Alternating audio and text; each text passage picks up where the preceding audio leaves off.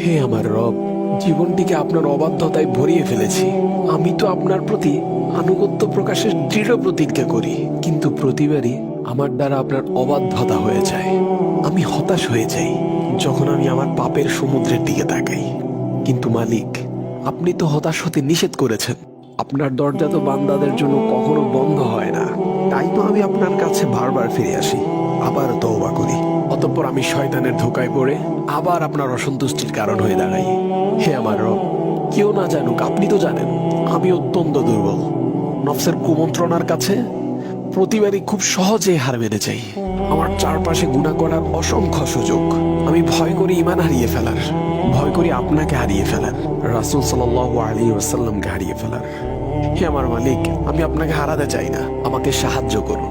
আপনিই আমার প্রথম এবং শেষ ভরসা, নির্ভরতার প্রথম এবং শেষ জায়গা। আপনি যদি আমায় ক্ষমা না করেন, আমি ধ্বংস হয়ে যাব মালিক, ধ্বংস হয়ে যাব।